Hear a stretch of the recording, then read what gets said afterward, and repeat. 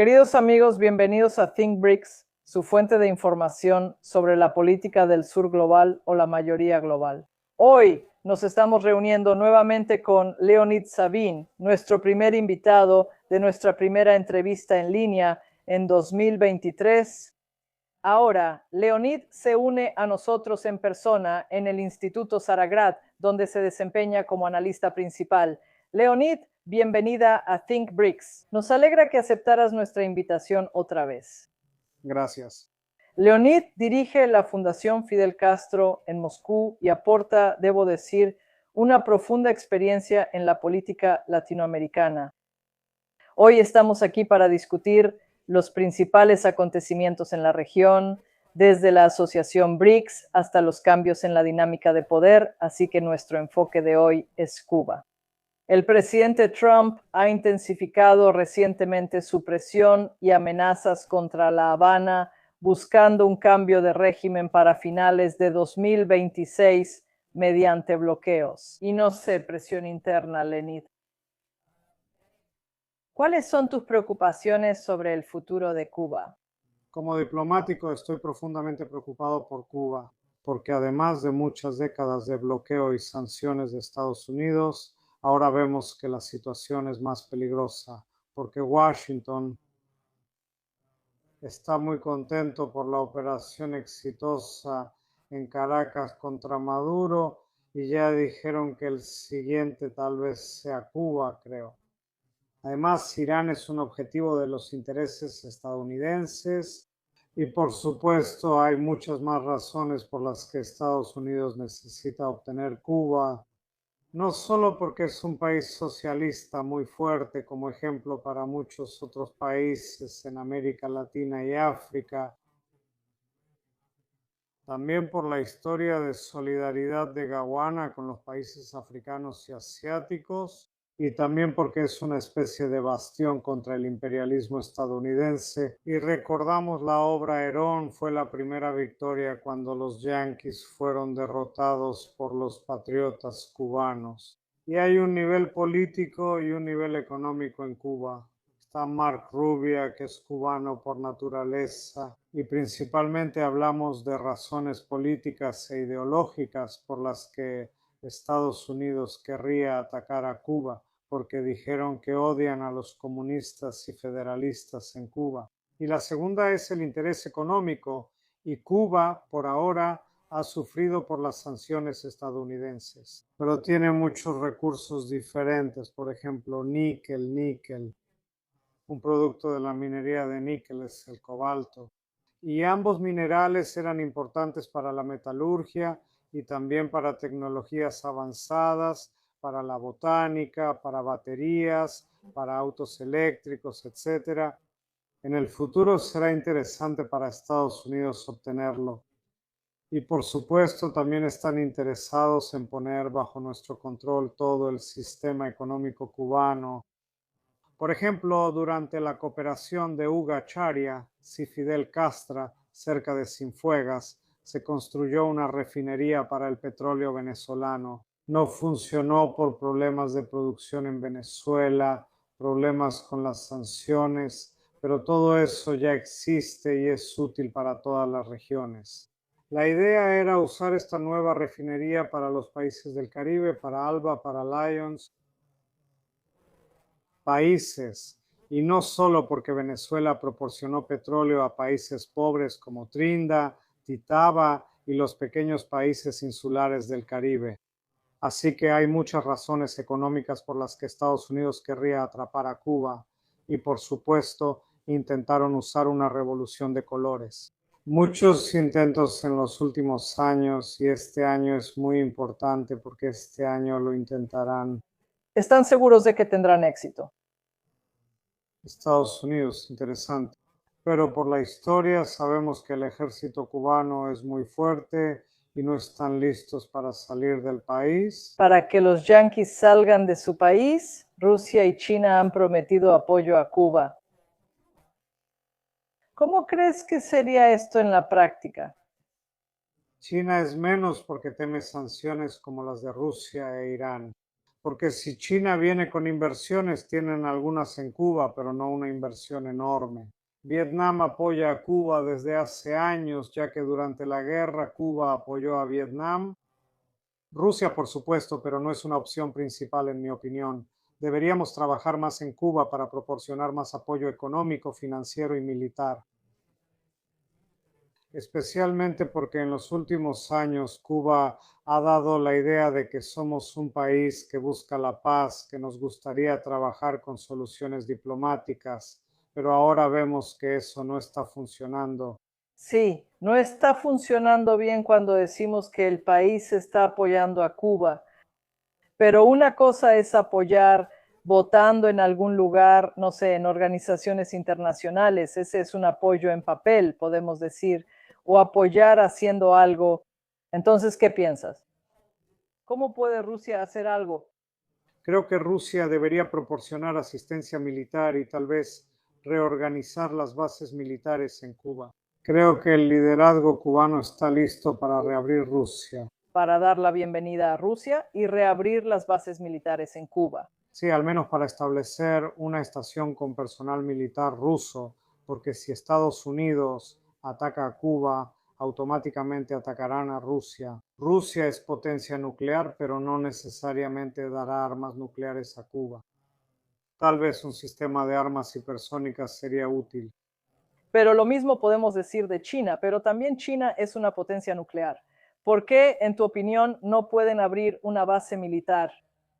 China lo está pensando de otra manera. Creo que ellos no usan su material militar en el extranjero, hacen reorganizaciones, lo hacen para destinar mucho presupuesto a la reorganización, nuestro ejército. Ellos están mirando hacia Taiwán, por supuesto, y hacia las cadenas cercanas de islas. Y está Estados Unidos, el principal oponente de China en el futuro, para brindar asistencia a Cuba. Creo que China no está lista. ¿No está lista económicamente? Económicamente tal vez sí, pero si vemos a los países de Asia Central y los países africanos, China solo proporciona algunos préstamos baratos para construir infraestructura, para construir algunas fábricas y con la idea de que en el futuro los países en desarrollo obtendrán más productos chinos. Así que construyen los mercados del futuro.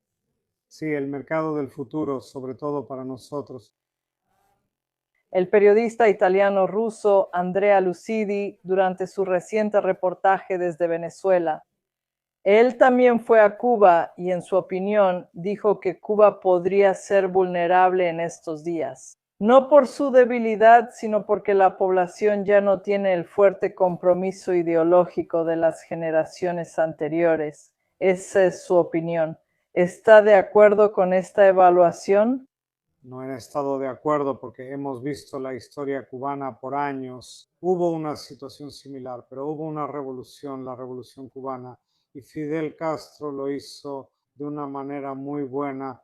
Y creo que la mayoría de los cubanos están listos para defender nuestro país.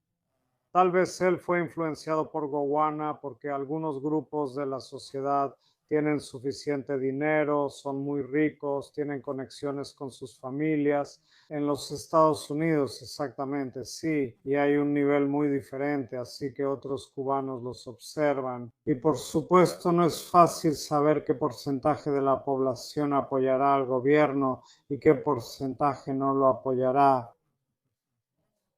Estados Unidos intentó varias veces organizar revoluciones de colores, pero fracasó en Cuba. Así que creo que sí existe un tipo de estrato que no defenderá a Cuba, pero la mayoría de la gente sí lo hará.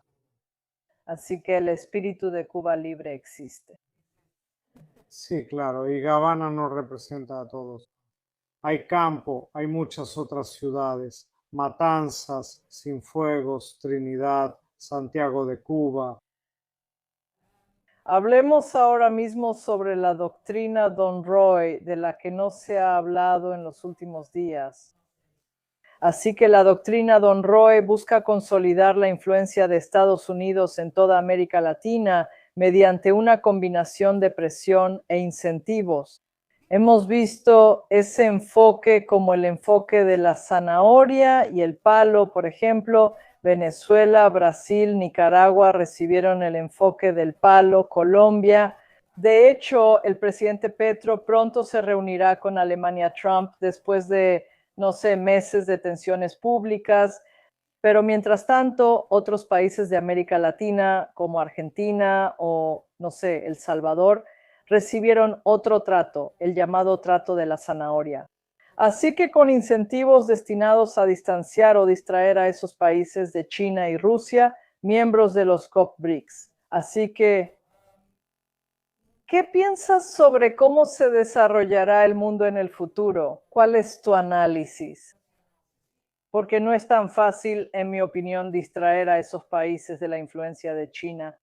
Por supuesto, China es un actor global y tiene buenos contactos con muchos países, construyen infraestructura en América Latina, diría en Argentina, tal vez el gobierno le quisiera intervenir ahí, pero no es posible, porque a nivel regional y local algunos negocios siguen activos e interactuando con sus contrapartes chinas. Ocurre igual en Perú, Chile y otros países, ¿no? Sobre todo en Centroamérica. A nivel regional notamos un giro hacia la derecha, porque después de las elecciones en Chile, en Bolivia, vemos que los políticos de derecha llegan al poder, son más pro-Washington, menos soberanos, y con otros actores como Panamá, Lectrinda de Tabaga, Costa Rica, El Salvador, vemos que hay un grupo de actores que están listos para brindar cualquier asistencia a Estados Unidos y para ofrecer nuestro territorio a bases estadounidenses para hacer lo que Donald Trump pida. Brasil, por ejemplo, preferiría no hacerlo. Quizá el próximo presidente en Colombia, ya que este año hay elecciones y pienso que Colombia también será clave. Actor para la multipolaridad en América Latina. Después de Venezuela, en Venezuela. Creemos que el juego aún no ha terminado, así que veremos qué pasa y cómo el nuevo régimen chivista, neochavista, interactuará con la Casa Blanca. Y claro, recordemos a Nicaragua y Cuba, socios estratégicos de la Federación Rusa. Entonces, ¿crees que el mundo se dividirá en esferas de influencia o que al final prevalecerá el modelo multipolar? La multipolaridad al menos se refiere a la esfera de influencia. Por ejemplo, China y Rusia ya cooperan en varias áreas y están listos para brindarnos su ayuda y para proteger nuestros propios intereses, y no solo los nuestros, sino también los de nuestros socios y países vecinos. Se trata de responsabilidad para que podamos compartir la responsabilidad.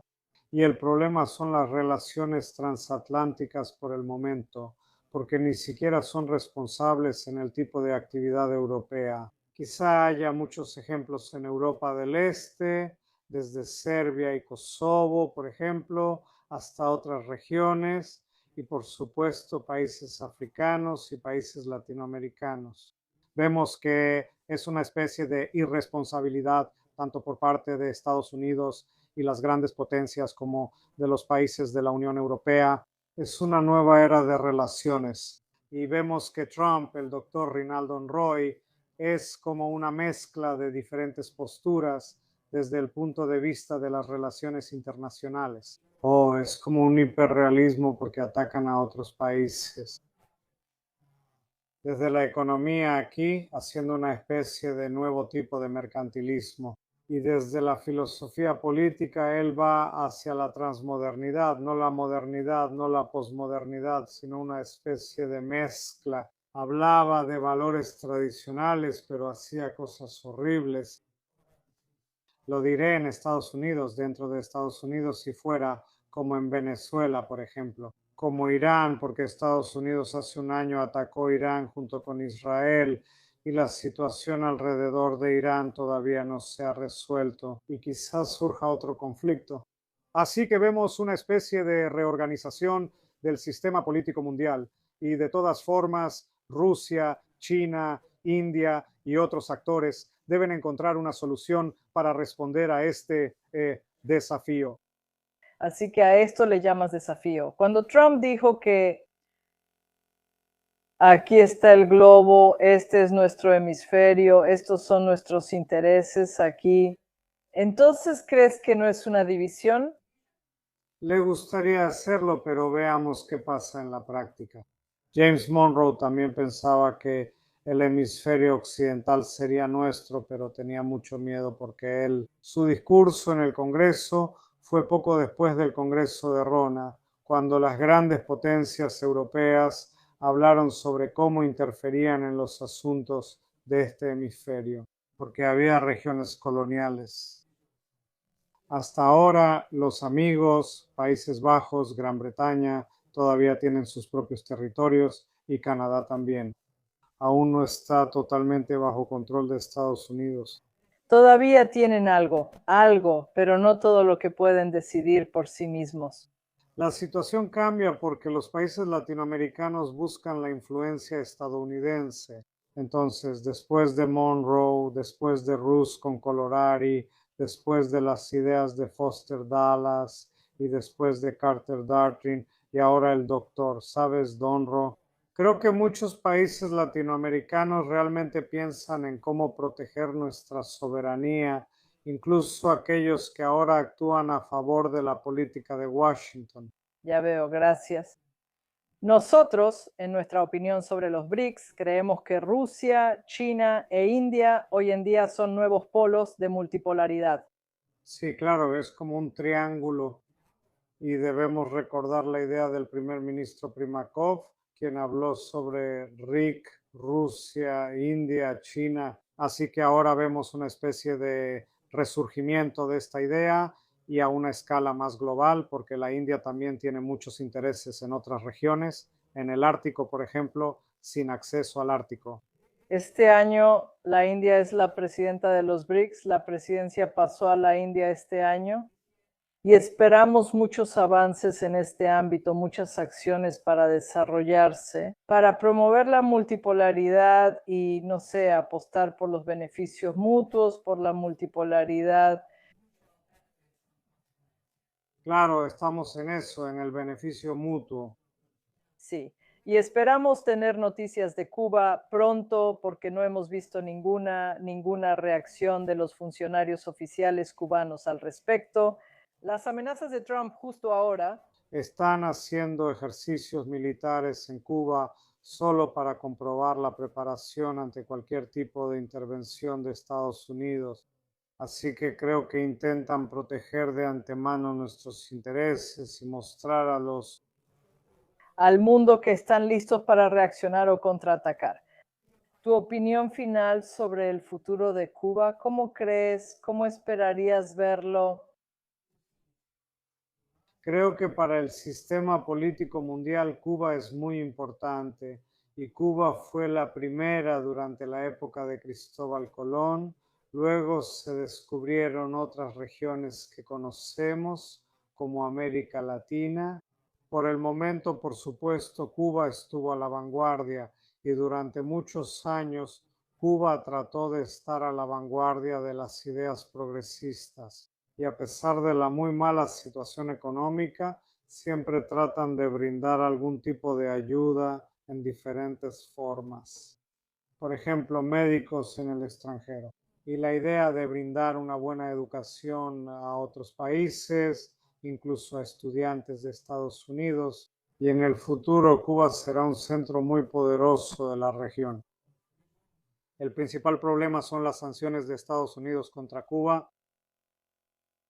Queridos amigos, eso es todo sobre Cuba por hoy. Síganos. Suscríbanse a Think Breaks para recibir más actualizaciones sobre los futuros desarrollos y temas relacionados con este asunto. Muchas gracias, Leonide. Gracias.